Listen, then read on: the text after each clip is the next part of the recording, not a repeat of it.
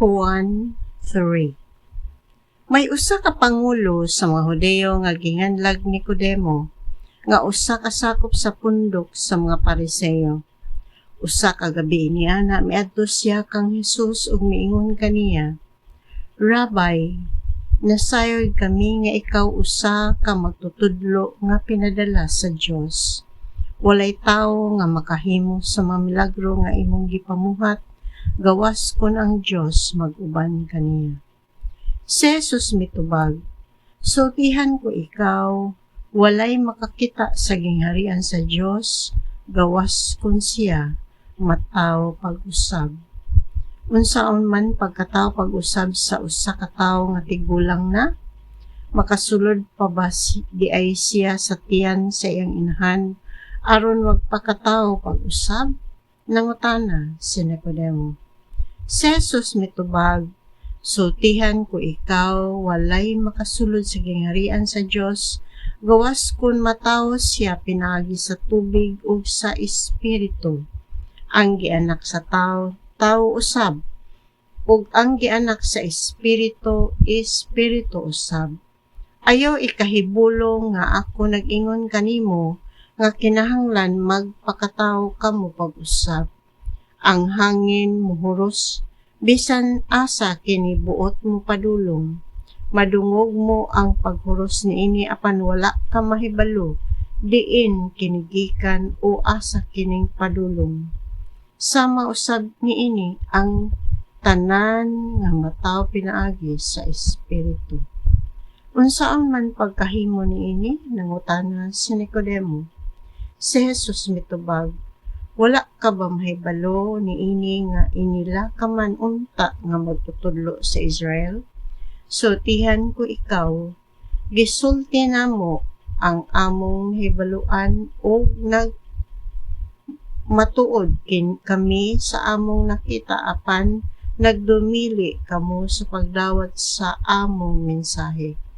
Kung dili ka mutuo sa akong gisulti kanimo, mahitungod sa mga butang niining kalibutana, unsaon mo man pagtuo konsultihan ko ikaw, mahitungod sa mga butang sa langit, ug wala pay nakasaka sa langit gawas sa anak sa tawo nga nanaog gikan sa langit. Sa mga giisa ni Moises didto sa kamingawan ang bitin nga bronse nga gibutang og tukon, ang anak sa tawo kinahanglan nga nag-iisa usab aron ang tanan nga motuo kaniya makabaton og kinabuhing walay katapusan. Kay gihigugma pag-ayo sa Dios ang kalibutan ug tungod niini gihatag niya ang iyang bugtong anak aron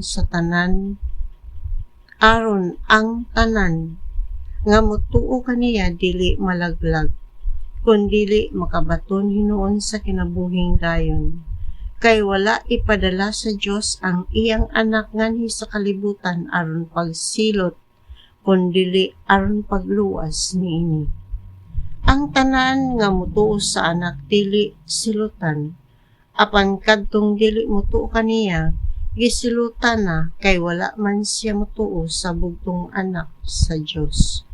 O kini mao ang silot. Ang kahayag mianhi sa kalibutan apan gipalabi sa mga tawo ang kangit-ngit kay sa kahayag, kay daotan man ang ilang binuhatan. Ug ang tanan nga nagbuhat og daotan dili gusto sa kahayag o dili moduol niini kay dili siya buot nga mabutyag ang iyang daotang binuhatan. Apan ang magbuhat sumala sa kamatuoran moduol sa kahayag aron makita nga nagmatinumanon siya sa Dios.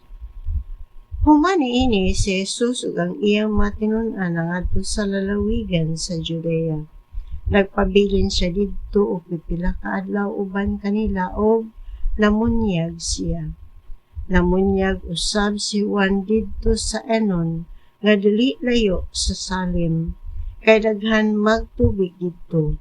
Nangadto kaniya ang mga tawo ug sila gipamunyagan niya. Nitong higayuna si Juan wala pa bilanggoa. May mga tinun-an ni Juan nga nakiglali sa usa ka Hudeyo may tungod sa seremonya sa pagpanglinis. Busa miadto sila kang Juan ug miingon, magtutudlo na hinumdum ka ba sa tawo nga uban kanimo didto sa tabok sa Jordan nga imo ganing gihisgutan? Namunyag na siya karon ug nangadto kaniya ang tanan. Si Juan mitubag, walay tawo nga makahupot og bisan unsa gawas kun ihatag kini sa Dios kaniya. Kamo mismo maoy akong mga saksi nga ako miingon nga ako dili mao ang Mesiyas apan gipadala ako pag-una kaniya. Ang pamanhunon mao ang pag-iya sa pangasaw-unon. Ang higala sa pamanhunon magbuhat kaniya o malipay. Siya inigkabati niya sa tingog sa pamanhunon. Niining paagiha mahingpit ang akong kalipay. Kinahanglan siya muuswag o ako mukunhod. Siya nga gikan sa langit labaw sa tanan. Siya nga gikan sa yuta-yutanon o magsulti may tungod sa mga butang nga yutanon. Siya nga gikan sa langit labaw sa tanan. Nagmatuod siya sa iyang nakita og nadungog apan walay mituo sa iyang gisulti. Ang mutuo sa iyang mensahe nagpamatuod nga matinud-anon ang Dios. Kay ang sinugo sa Dios nagsulti sa mga pulong sa Dios ug sa walay sukod. Ang Dios naghatag kaniya sa iyang espiritu. Ang amahan higugma sa iyang anak o gitugyan sa amahan ang tanan ngadto kaniya. Ang mutuo sa anak may kinabuhing dayon, apan ang dili mutuo sa anak dili makabaton sa kinabuhing dayon. Magpabilin hinuon kaniya ang kapungot sa Dios hangtod sa kahangturan.